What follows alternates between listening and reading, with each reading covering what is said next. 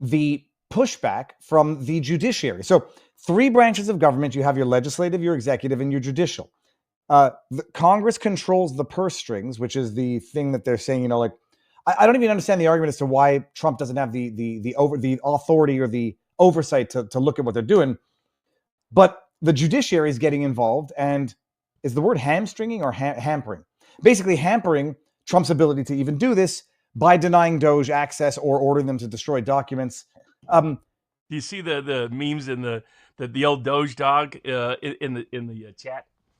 So someone's got a meme with the Doge dog doing like the cat dance.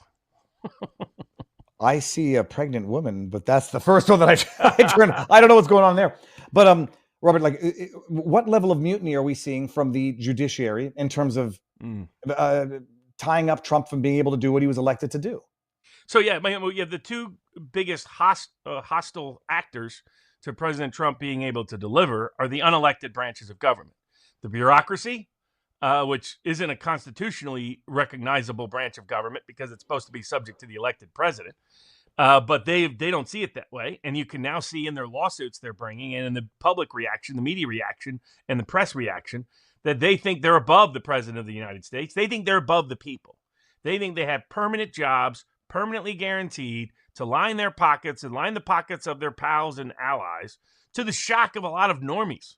That there's a lot of people on the left that I've heard from being like, this is not what I bought into in the Democratic Party. I didn't buy into them just spending my money without any accountability. I didn't buy into them spending money on just foreigners and weird projects. I didn't give them my money so they can line the pockets of their pals with bogus jobs and no-show jobs. I didn't do that. But the Democratic Party is saying, yeah, that's what we've been all about now for a couple of decades, is stealing taxpayer money and to line the pockets of all our political friends and allies. It was the Clinton Foundation on steroids. And it was being done through USAID, but not just USAID, National NED, and every single agency. I mean, they were spending money on things that just shock ordinary people in America. Like, hold on a second, my tax dollars were going to help to do training books in Peru? It's like, what? No, they were saying, it's only 1% of the federal budget. It's $50 billion. And then meanwhile, Lahaina gets a one-time payment of $750. No, it's obscene beyond anything. And that it doesn't count as part of the State Department's budget itself, which is roughly the same. So there was literally no oversight whatsoever, no accountability whatsoever. And it was being used to fight the very interests of the Americans whose taxpayer dollars were going to fund these initiatives in the first place. Absolutely. And so it was not authorized by law. It was not being made publicly transparent or even accessible to elected leaders, both in Congress and the White House. And as such, was completely unconstitutional from day one. However, the judicial branch is made up of the same professional managerial class that the bureaucracy is dominated by. And these are people who these are the people who gave us fascism. These are the people who gave us communism. These are the people who gave us neoliberal corporatism. In other words, they almost destroyed the entire world in the last century. These are people who should not be anywhere near power. And yet the judicial branch, by definition, is monopolized by a professional managerial class that mostly has no common sense experience at all. Most judges have never worked a real job in their lives. They've never, they have no clue. Working class? What? They have no idea.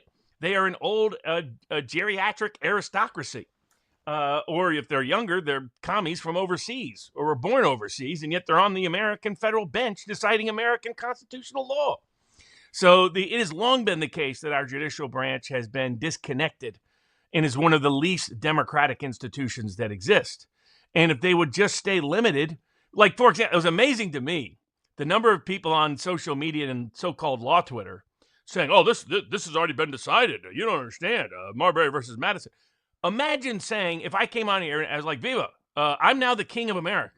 And you're like, who says so? I do. I say, I hereby declare myself king of America. Judges don't get to declare to themselves their own power. So it's what's in the Constitution and what ain't. And judges have been usurping power that never belonged to them, that was never given to them constitutionally, because nobody held them to account. And so Marbury versus Madison was a fraud on the Constitution. Oh, we, the courts, are the only ones who can interpret the law. That's ridiculous. The constitutional oath is taken by everybody, including members of Congress, including the elected president of the United States. Not just the courts, who, when they're not busy, they go back into their chambers, they take off their black robe and they put on their white medical scientist robe, and they come out and tell you what a medical scientist genius they are. And then they go back in and put on their medical doctor's robe and come out and tell you how they know better than your doctor does about your own health. These are the most arrogant people in the world. And if you want a highest per capita ratio of child molesters and perverts and pedophiles and sociopaths, you will find no higher per capita rate of any profession in the world more than the federal judicial branch of government. If you get to know these judges, you will never let them anywhere near your kids. That's who they are as human beings. The normies, though, didn't understand this. They thought these were just good, conscientious philosopher kings who just wanted to follow the law. And if they were part of the Federalist Society, by golly, they just wanted to implement the law under an originalist interpretation. Hogwash. Most of the Federalist Society are corporate whores who love institutional power and eviscerate constitutional liberty whenever they get the chance, more often than not. That doesn't mean everybody in the Federalist Society is bad. It just means a lot of them are bad. And was it a real big shock when it's Federalist Society members issuing crazy rulings against President Trump trying to usurp his presidential power? And what are they really trying to do? They're trying to overrule an election. They don't like the outcome of the election. So they're trying to overrule it by judicial fiat, and they have no such constitutional authority. The only question is, how does Trump handle it? Does he wait to see if the Supreme Court steps in to save the judiciary from itself like he's done in the past? Or does he say, hey, we're in an exigent circumstances, it's time to go full Andrew Jackson. The court can issue its ruling, now it can go enforce it. At a minimum, I am glad to see Elon Musk, senators, members of Congress, legal scholars, Mike Davis, others, finally coming around to what have been arguing now for years, argued all the way back when he got in the first time. You've got to start using the impeachment power over these rogue judges, because judges, unlike everybody else, judges you don't have to prove a misdemeanor to impeach a judge. You don't have to prove a felony to impeach a judge. Judges only serve constitutionally during good behavior. Now, our friend Law of Self-Defense has an interpretation that the judges can be removed by just straight majority vote. I don't share that interpretation. I have a policy instinct opposition to it, because then if Democrats ever take over, they'll kick out every Republican judge in the country. So I still prefer the 2/3 Senate, knowing that means we won't be able to remove these judges. But all you have to do is impeach them to wake them up. They are so accustomed. No judge has been impeached for abusing his power politically since Justice Samuel Chase at the beginning of the country. But, I mean, what we're seeing is the judicial branch has gone rogue. It's really gone rogue all the way along. The judicial branch gave us the Civil War. Without Dred Scott, the Civil War doesn't happen. What most likely happens is slavery fades out by the 1870s, 1880s, like it did in a range of other countries around the world without such a conflict occurring. But the Dred Scott made that impossible to occur, practically speaking, and guaranteed a war. So, I might write a book about how the Supreme Court's one of the worst institutions in the history of the world, and the American federal judicial branch, because I'm a harsh critic of it, even though I'm constantly in front of it. Because I believe you have to knock on the door to get your answers. You don't run away and hide as the solution to bad people doing bad things. I think President Trump's instincts on this are correct, which is to take it up to the Supreme Court, get the lower district courts to make one crazy ruling after another, get them to make crazy, like, no, Mr. President, you can't even ask where the money is going. No, Mr. President, you can't even appoint people concerning national security. No, Mr. President, you can't even determine who does and doesn't get criminally prosecuted. No, basically, they're stripping him of all of his elected constitutional duties. They want to turn America into basically the parliamentary system that was what they fought from back in 1776. And it's like, neuter is not even the right word. It's eliminate the position. Now the executive, the Congress gets to spend your money. The judicial gets to tell the president that he's got no oversight in terms of how it's spent. And they come up with these decisions that he can't even fulfill or carry out his election promises for which he was elected. And his constitutional obligations. And that's what makes it outrageous. But they are so over the top, so extreme, so ridiculous. You can't hire people. You can't fire people. You can't cut spending. You can't reduce spending. You can't divert spending. You can't change organization. You can't look into intelligence issues. You can't look into national security issues. You can't do this. Basically, you can't be the elected head of the executive branch. And we, the unelected judicial branch and unelected bureaucracy, are going to seize all power. And we're going to do whatever we want, whenever we want, like we've been doing since 1947. And the problem with that is the American people are outraged by it. I mean, they're losing normies. I mean, Bernie Sanders doesn't realize how much he's torched his credibility. Bend over Bernie is just in the pocket of Big Pharma. Here he is, not only votes against Robert Kennedy, who's been a lifelong friend, but votes against Tulsi Gabbard, who sacrificed her political career for him. I mean, that's what now, when Bernie says the working class, well, you do his accent much better than me. He means the bureaucracy. He means the executives at big pharmaceutical companies. That's who is Bernie's working class supporters. That's his working class allies are like him. People who have got fabulously rich in government. His war on the millionaires and the billionaires quickly became a war on the billionaires once he started squarely fitting in with the millionaires. But it became very selective. He had no objection when George Soros was having extraordinary influence over U.S. government policy. He had no objection when Bill Gates was having extraordinary assertion over government policy.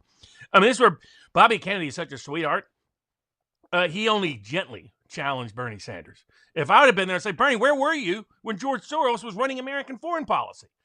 Bernie, where were you when Bill Gates was running world global health policy? You were nowhere to be found. You were their allies. You were the little bitch of the billionaires, Bernie. That's who you were. The billionaire's bitch, Bernie Sanders. That's the reality. I would have been. That's why they're probably going to nominate me. And then Bernie would have said, or if they do, they'll put in closed session and Barnes will be buried under the Capitol somewhere.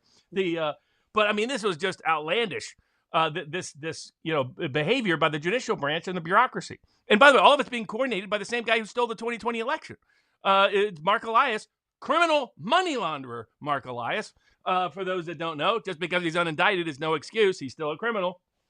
Go back and investigate Russiagate and how he was the key to the money laundering to cover that up. He is coordinating all of these lawsuits. And it raises things. I'm a huge supporter of private sector unions. In that respect, I'm different than your normie conservative. I'm a huge opponent of government unions. The government is run by the people, set by the people. I've never agreed with the idea that there can be binding contracts, binding union provisions that overrule the elected interest of the people. And so that's divesting them of their one of their few powers they have, which is the power of the franchise. But that's what all this is recognizing. That they're asserting ludicrous ideas that they basically get to run their own government, and the elected head of the executive branch can have no say. What is going to happen is this is going to force the Supreme Court and the institutionalists on the Supreme Court, who at least historically and ideologically and intellectually align with Trump's argument on this. Justice Roberts, Justice Kavanaugh, and Justice Barrett have all in the past been supporters of the unitary executive theory, namely that the elected head of the executive branch runs the executive branch, and there can't be these independent agencies that are not subject to executive discretion or control. There can't be these even congressional limitations on core constitutional executive authority. That's what the decision that ultimately Barrett jumped suit from, but Kavanaugh and Roberts went along with in terms of presidential immunity from civil suit and criminal prosecution. Similar theories. Roberts has been the biggest advocate of this. So they're creating the best factual pattern to animate the conservatives, Gorsuch, Alito, and Thomas, who've never liked these nationwide injunctions, never liked this excess and abuse of judicial power, never liked the bureaucracy invading the elected head of the executive branch because they recognize it disrespects the American people and their ability to control their own government. This is why populists and constitutionalists joined ideological conservatives in support of the unitary executive theory. It empowers the ordinary voter more than it empowers anyone else. People think of it as empowering the president, but in reality, it empowers the people to have consequence on the executive branch through their election for the president. And so I think that's the constitutional framework. And I think the Supreme Court is going to throw all this out, and they're going to finally give and I'm for Trump taking this path, because let's say Trump right now goes full Andrew Jackson. Then we don't have the Supreme Court precedent to make this permanently on our side, on the populist, constitutionalist, individual rights side of the equation. So I want the Supreme Court to rule on it. And these lower courts are so out of touch, so arrogant. So, I mean, they're so vague. I mean, if you're a federal judge and you have family members or you yourself are receiving money from U.S. aid, directly or indirectly, you should immediately recuse yourself. And yet they're not. That's bad behavior. That's sanctionable behavior. That's impeachable behavior. That's criminal behavior by these federal judges. And I think they need to impeach some of them, and realizing you're not going to remove them. But what happened when they impeached Samuel Chase, even though they knew they couldn't remove him? The whole judiciary woke up. They're like, oh, okay, sorry, maybe we won't decide to seize all this power unilaterally like we're trying to do. And maybe we shouldn't use it to weaponize it against our political adversaries like they're currently doing. This is about, do we have a constitutional republic with an elected head of the executive branch or not? That's what these set of cases are going to decide. And I want the president to force it up to the Supreme Court to decide, because the fact pattern is as favorable as it's ever been to get the Supreme Court to put an end to this nonsense once and for all. Well, and where it's currently at now, I mean, Doge is doing what it's doing. It's even the order from Engelmeyer out of was it Southern District? It's saying like Elon is not allowed accessing information and has to delete whatever he's gotten. The bottom line, they're still doing it anyhow. And then there were the threats of holding Trump in criminal contempt. And then the question is, all right, great, hold Trump in criminal contempt. Well, who's going to arrest him? I mean, the Supreme Court admitted that the courts have no direct power over the president in that regard. So, I mean, it's interesting. He'll just defy the lower court orders to the extent that they're unreasonable, and then say, hold me in criminal contempt, do what you will, you're going to do nothing. He's going to take everything up to SCOTUS and force SCOTUS to get involved earlier than they probably want. The Supreme Court would hate to rule in favor of Trump, even though they like the unitary executive, but they're going to have no choice, because they're seeing, this is the other reason to do impeachment. You need to wake up the Supreme Court that there is rage amongst the American people and is being represented in their elected representatives and other influencers who are saying impeach, impeach, impeach, impeach. Supreme Court's not used to the judicial. The judiciary has only faced this kind of blowback twice in American judicial history. Once, all the way back during FDR, where they were like, screw you, we're going to block the entire New Deal. And FDR said, I think you're a little old up there. Maybe I think you're probably overburdened. Why don't we add 9 judges or so? All of a sudden, the Supreme Court was like, well, hold on a second. We didn't really mean, and they completely capitulated, by the way, for the next decade. They went too far in FDR's camp, but that's another story for another day. And then otherwise, Justice Samuel Chase. So the history is, when the Supreme Court realizes there's rage in the American public about the judicial branch that is discrediting the judicial branch, people like Roberts and Kavanaugh will race in to try to recover the judicial. The power of the judiciary is almost entirely dependent on the credibility of the judicial branch. And if they realize they not only are hostile to the elected head of the executive branch, they're also, the members of the legislative branch are unhappy with them. People who can cut off their budgets, people who can change where venues are done. Senator Lee put out, well, what are some reform ideas? Get rid of the District of Corruption. You completely control it. The Congress has complete authority. Congress can eliminate every court but the Supreme Court. The Supreme Court is the only court constitutionally required. They've said otherwise, every inferior court, in the language of the Constitution, is decided by Congress. They decide whether they exist. They decide what their jurisdiction is. They decide what cases they can handle. Now, once a federal judge is appointed, you can't change their salary, but you can change everything else. You can say, you know what? You have no more cases. Yes, I remember you can do that overnight. You can't take away their money, but their salary, but you can take away their secretary's salary. You can take away their law clerk salary. Well, hold on. You can take away their U.S. Marshal salary. You can do. It's time for Congress to start exercising meaningful oversight over the judicial branch. But the judicial branch doesn't take Congress seriously. That's clear in how they don't take the American people seriously. They hold the American people in contempt. I was up in front of the 8th Circuit Court of Appeals arguing a testing mandate case where the judge, I think he might even be the chief judge, was shocked when I raised the question of, Judge, remember your decisions here are going to impact real people. They're going to have an impact on real people. So take that into consideration when you're interpreting the law. Make sure you're absolutely right when you're going to cause a lot of harm on real people. The only reason you're there as a human being rather than AI is because you're supposed to put the human factor into the equation. And he was shocked and enraged. No, nothing I do impacts the American. How can you possibly? I get it. He wants to screw people over and doesn't want to suffer accountability for that. Doesn't want to look in the mirror for what he's doing. But this is the mindset of the judicial branch. And that's why it's going to require discipline from either the Supreme Court, the Congress, or the president for them to get back in line.